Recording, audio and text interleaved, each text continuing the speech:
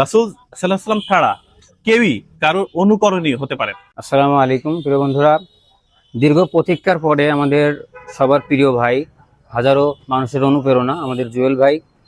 আমি দীর্ঘদিন ঢাকাতে ছিলাম, ওইখান থেকে আসলে মূলত ভাইয়ের জন্য, শুধু ভাইকে দেখার জন্য ঝিনাইদহ আসা।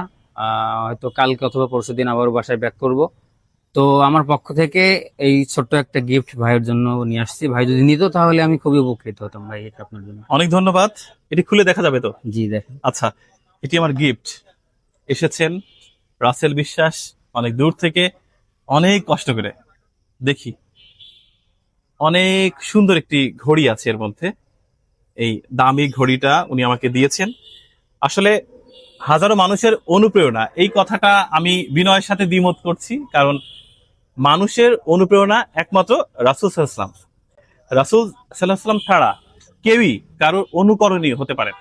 আমি পাপী এবং আমি খুবই অধম, ক্ষুদ্র, নগণ্য মানুষ।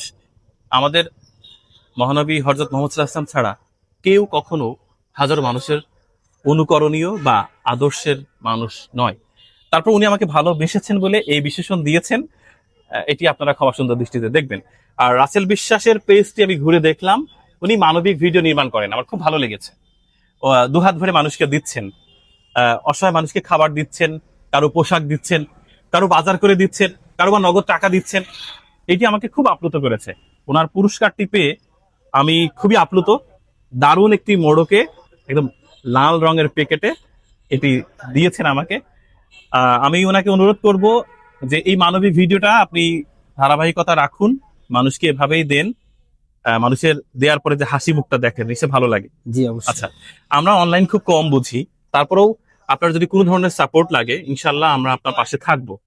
এবং আমরা চাই যে এই ভিডিওটি রিলিজ হলে সবাই ওর পেজটা একটু ঘুরে আসবেন এবং ওর পেজে একটু ফলো দিবেন। কারণ ও যে ভিডিওগুলো বানায়, সেই ভিডিওটা আপনার আমার সবার জন্যই প্রয়োজনীয়।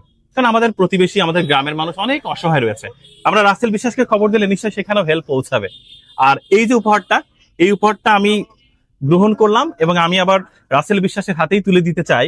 কারণ এইটি হচ্ছে আপনি সেই মানুষকে দিবেন, যেই মানুষ একজন শ্রমজীবী মানুষ, যার একটি ভালো ঘড়ির স্বপ্ন, দামি ঘড়ি পরবে এরকম স্বপ্ন, তাকে দিয়ে একটা কন্টেন্ট বানাবেন এবং বলবেন যে আমি আমার পছন্দের একজন মানুষকে দিয়েছিলাম, সে আবার হচ্ছে আপনার জন্য পাঠিয়েছে।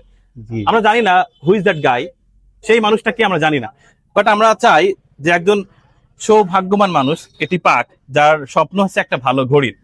একটা দামি ঘড়ি উনি আমার জন্য আনছেন, আমি এটা গ্রহণ করেছি, বাট আমি আবার এটা ওনাকে ফেরত দিয়ে দিলাম। কেন দিলাম? আমরা চাই যে ভাই এটা নিয়ে একটা কন্টেন্ট বানাক, একটা মানুষকে